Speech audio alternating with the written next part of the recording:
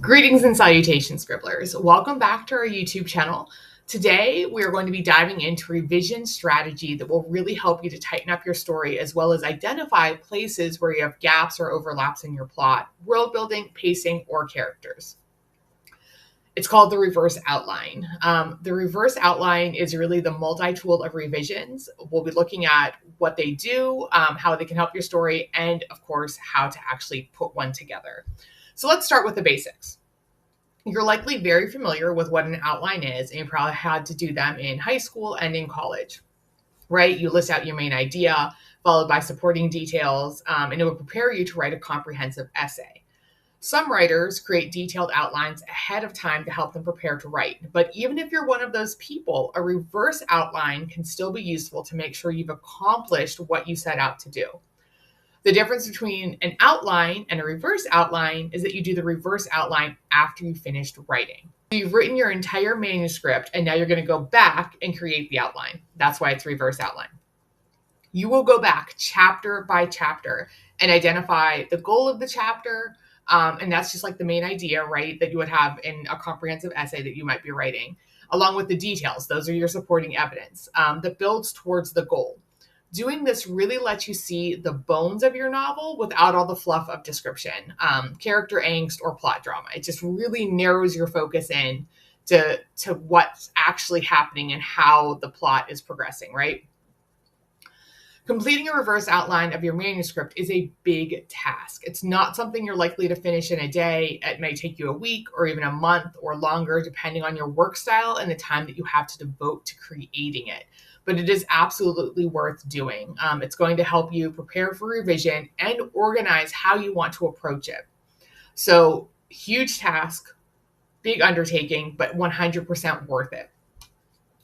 Reverse outlines also differ from traditional outlines because they're added very differently. Your traditional outline is going to have, like your Roman numerals and indents and look a little bit like a list. A reverse outline actually works best when it's done in a spreadsheet, which once you master the basic functionality of Excel or Google Sheets, is really great to use for a variety of writing tasks. I cannot overemphasize how useful Google Sheets are once you get familiar with how they work. For tips and tricks on navigating spreadsheets, check out our video linked below. It's a link is in the description, and you'll find it on our channel under tutorials. With a reverse outline, you're not making a bulleted list as much as you're identifying specific elements of each chapter, which are going to overlap, and they really can't be ranked the way that you would in a traditional outline. So let's take a look at the spreadsheet that I use for reverse outlining, and hopefully this will start to make a little bit more sense to you. Okay, so this is the reverse outline format that I use. I have a template that I've created in Google Sheets, so this way I can just keep reusing it for every novel that I do. Don't panic. There's a lot going on here. But again, once you take a second to just kind of assess the layout, it's going to make a lot more sense. So we're going to start at the very top. Up at the very top on the very first line, I have where the chapter is happening and whose point of view I'm in. I tend to write in multi-point of view, so this is important for me to keep track of. So I've got the location. This is happening at an apothecary. The point of view is my character, Rook. All right. From there, I have my sheet divided into two different aspects. I'm going to start with the half dedicated to my character. So that's on the right-hand side. So you'll see that I have my characters listed. These are the main characters for this novel that I'm writing. So I just have like my major players are listed down the side. That's it. This could change as I go through from scene to scene, but I always kind of start because again, this is a template. And by having my major players, my main characters there, they're just always there. And I can go in and like if one person dies off or one person is no longer part of that group, I can take them off and add in somebody else if I need to. These are the characters. And then where it says like NA, it means that this character is not involved in this scene at all. So this is only the second chapter of my book. So no one's met with each other. So these are kind of like my very different point of views. They're all coming from very different areas, and they, at this point, do not even know that the other person exists.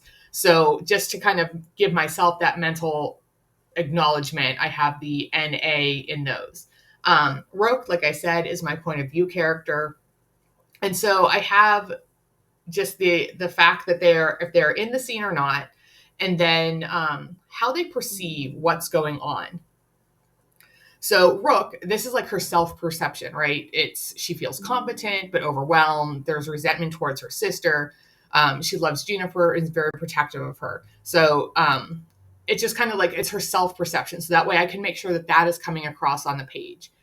Down at the bottom, Juniper is the only other person in this scene, and she's this 10-year-old kid. It's her niece, and she just really wants to show Rook that she's like mature and can be trusted. So again, it's how Juniper is like perceiving what's happening in this chapter. It's what she thinks she needs to be doing and how she's feeling.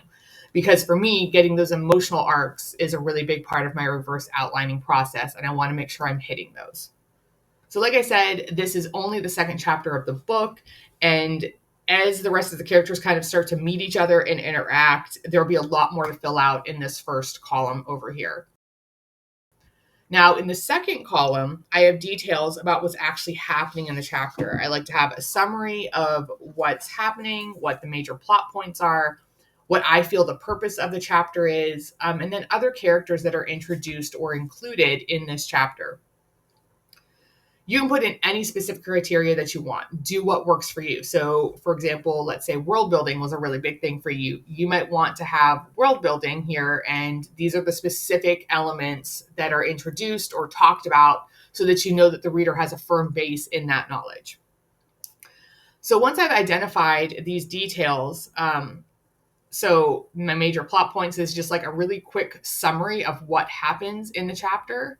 Again, the purpose, it's Rook's first chapter. So it's an intro to her life, Juniper, the way that the magic works in this world, setting up her extended family and their ties to like a rebellion and all these different things. So once I've done that and I've listed out like the specific items, then I go in and I add in, again, how the POV character perceives things and what they're doing. So have Rook being very focused on, making sure that Juniper is safe, feeling overwhelmed. And this mirrors a little bit of what was in the other column, but it's now more specific to the events happening in the chapter. Down below, I have other characters that are included. So her Uncle Simon shows up, and Rook is an adult and he's treating her like a child. So I put that down because I want to make sure that that is what's coming across.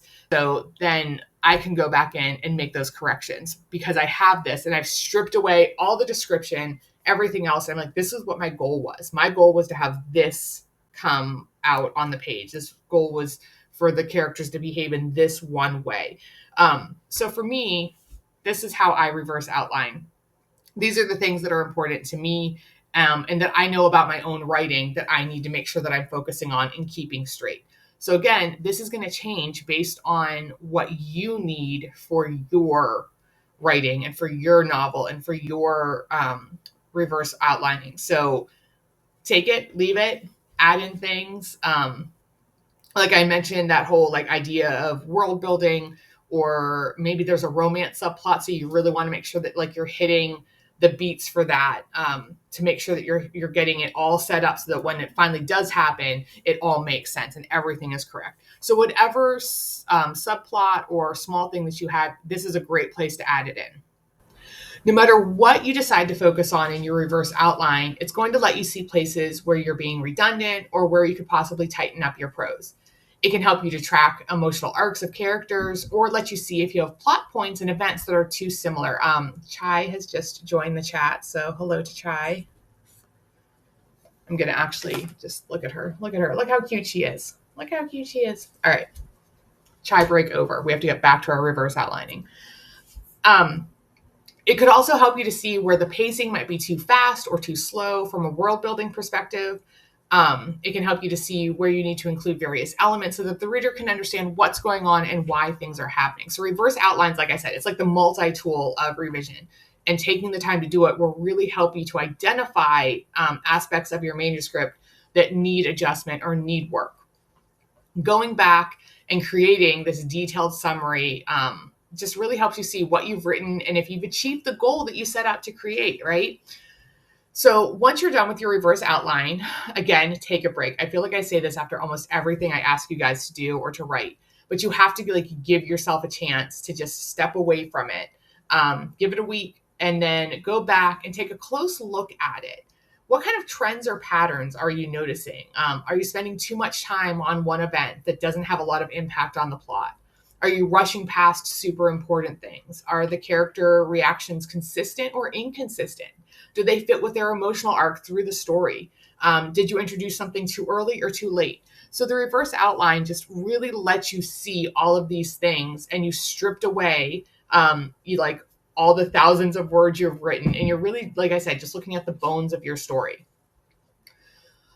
The reverse outline is a labor of love, but the insight that it gives you into your writing and your manuscript is invaluable.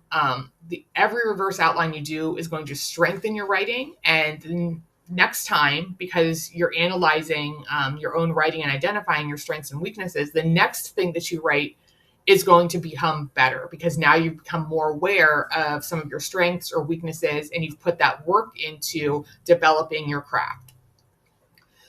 Even pre-writing outlines, you're going to do those better because you've become more aware of the process. And that's what this is all about, right? We want to create the best story that we can. We want to be able to get it out into the world the best way that we can.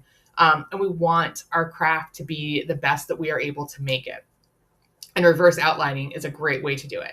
All right, so that's it. I know this was a lot, right? Reverse outlines can seem really, really intimidating, but it's a great tool to have in your writing toolbox. And like I said, it helps with so many aspects of the process. So if you're interested in more revision guidance, please check out the revision course offered by the Scribblers Den. It is linked down in our description. We also provide editorial services and book coaching. If you're not quite sure and want to have some help getting that initial setup, we're here to do that. We'll do that for you. We'd love to be part of your writing journey. But the specific revision course that we offer provides templates in spreadsheets and printable worksheets for reverse outline. So if you're really dead set against using Excel or Google Sheets, we can help you. We have a whole worksheet that is set up to do a reverse outline.